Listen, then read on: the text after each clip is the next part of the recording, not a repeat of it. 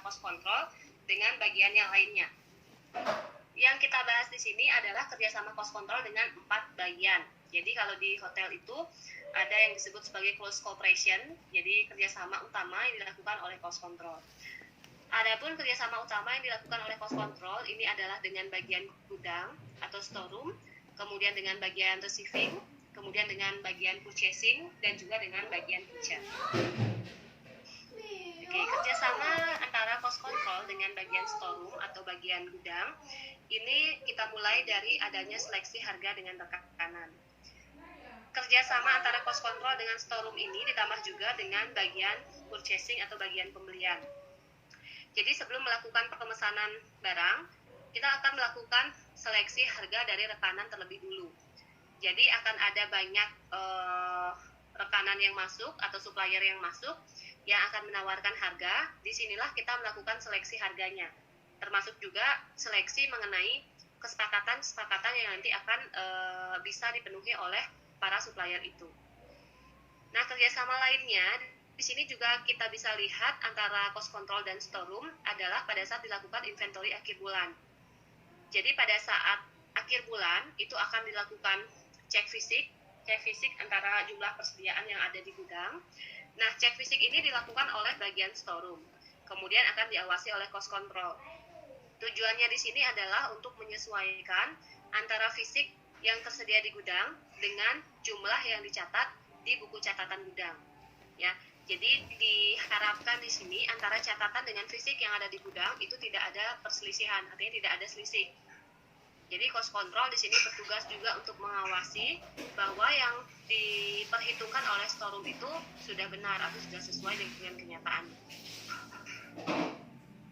Nah, untuk storeroom di sini dalam suatu hotel, penyimpanan barang di storeroom itu ada prosedur-prosedurnya.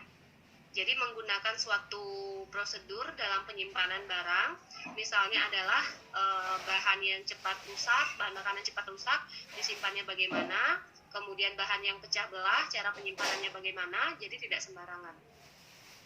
Kemudian persediaan yang ada di gudang itu juga selalu dirawat, dan juga memerlukan penjaga atau storeman, serta memerlukan temperatur khusus, terutama bahan perishable dan dairy product. Nah, barang dalam gudang ini tersimpan dalam rak yang sudah diberi nomor. Tujuannya adalah untuk mempermudah pada saat kita mau mengambil barang dan juga mau menyimpan kembali barang tersebut. Penyimpanan barang di sini juga dilakukan sesuai dengan pengelompokan jenis barang. Jadi antara barang yang sering keluar, kemudian barang yang jarang dikeluarkan, itu juga kita bedakan. Ya, jadi ini untuk memudahkan kita juga dalam melakukan pengambilan barang jika nanti ada persediaan yang perlu untuk dikeluarkan. Kemudian kerjasama yang kedua antara cost control dengan receiving. Di sini kita lihat dari yang pertama adalah pada saat menerima barang. Ya, jadi yang bertugas untuk menerima barang di hotel itu adalah bagian receiving. Jadi di sini receiving akan melakukan penerimaan barang dengan melakukan pengecekan terhadap order list yang sudah diberikan dari bagian purchasing.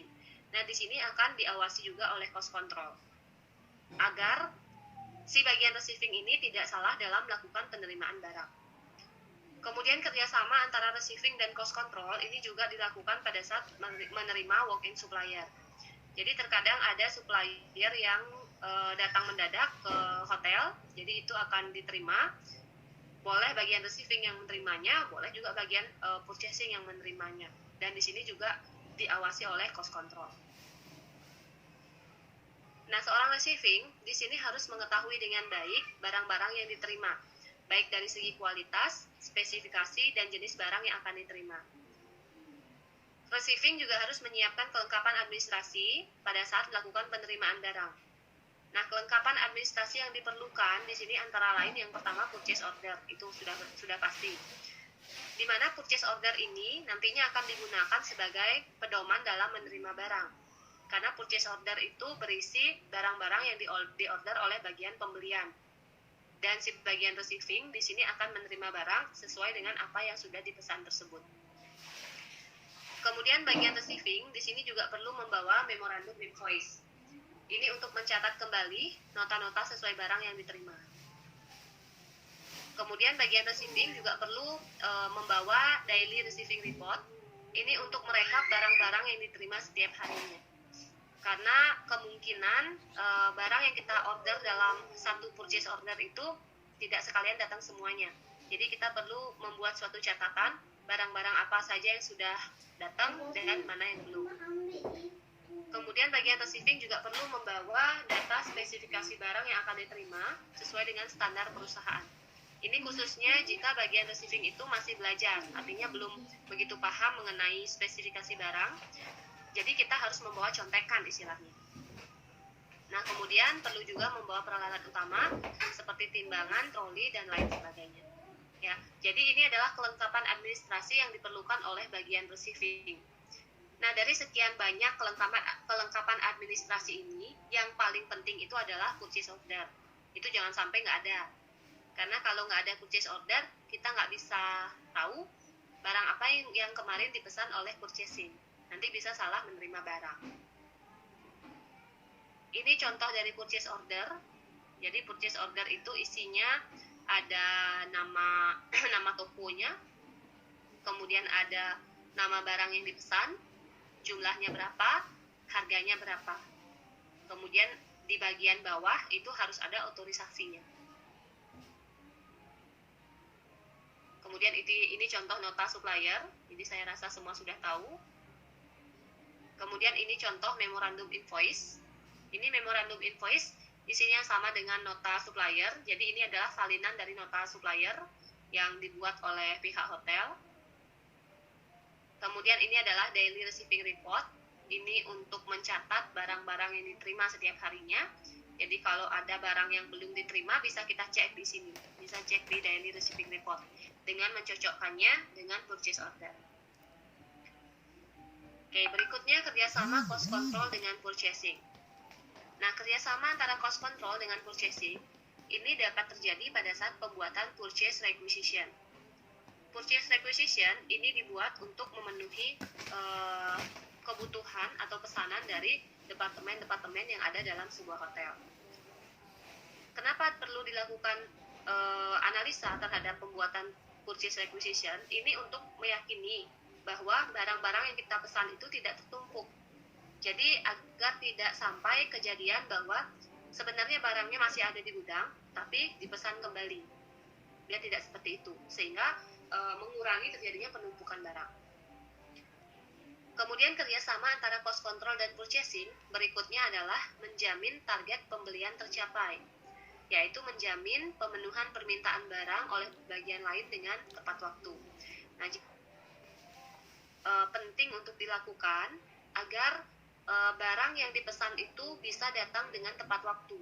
Jadi supplier itu tidak molor-molor mengirim barangnya. Jadi perlu dilakukan penjaminan di sini bahwa target pembelian yang dilakukan oleh purchasing itu tercapai. Ya, jadi kalau misalnya suppliernya agak molor-molor, jadi dikonfirmasi terus kapan barangnya datang. Apalagi kalau barang yang dipesan itu adalah barang yang sangat dibutuhkan, artinya stoknya sudah habis dan kita perlu segera. Ya. Tapi biasanya untuk menyiasati terjadinya hal seperti itu, bagian purchasing itu akan mengorder barang saat ada kuantitas minimumnya. Jadi kalau stok di gudang itu sudah menipis, akan langsung dilakukan order barang. Jadi jangan sampai baru order barang jika barangnya sudah benar-benar habis. Nah, seorang purchasing di sini harus menguasai mengenai teknik pembelian barang. Jadi kalau kita membeli barang juga mempunyai teknik-teknik, harus ada tekniknya. Sama seperti secara pribadi, kalau kita membeli barang ke pasar misalnya, kalau nggak punya teknik, nggak tahu tekniknya, kita bisa memperoleh barang yang buat jelek, kualitasnya jelek, atau bisa kita memperoleh barang dengan harga yang mahal. Nah, jadi di sini untuk teknik membeli barang, yang pertama yang harus dimiliki itu adalah menguasai spesifikasi barang. Nah, kita membeli barang itu harus tahu dulu, ini barangnya apa, jadi spesifikasinya seperti apa. Ya, jadi sama seperti misalnya beli pisang itu jenisnya sangat banyak. Jadi kalau misalnya mau beli pisang apa ya, pisang hijau misalnya, jangan beli yang lain. Jadi kita harus tahu spesifikasinya seperti apa. Kemudian kita harus tahu harga pasar. Nah, sama seperti kalau kita belanja ke pasar, kemudian kita beli buah misalnya, kita diberikan harga sekian, kemudian kita nggak tahu harga, sehingga kita terima-terima saja.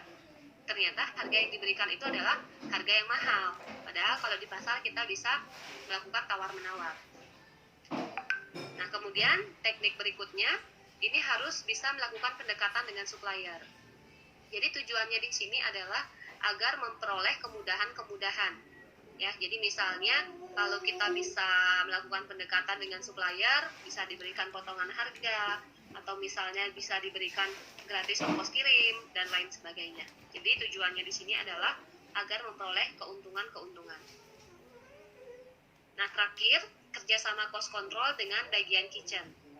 Jadi kerjasamanya di sini terlihat pada saat pembuatan cost food harian atau daily flash food cost. Karena kalau kita membuat daily flash food cost, ini memerlukan data dari bagian dapur. Jadi bagian dapur itu memberitahu berapa bahan yang dihabiskan untuk hariannya, artinya berapa bahan yang dihabiskan setiap harinya, di mana data tersebut akan digunakan untuk membuat daily flash food cost, untuk menghitung berapa cost percentage yang dihasilkan setiap hari. Oke, itu 4 kerjasama dengan cost control.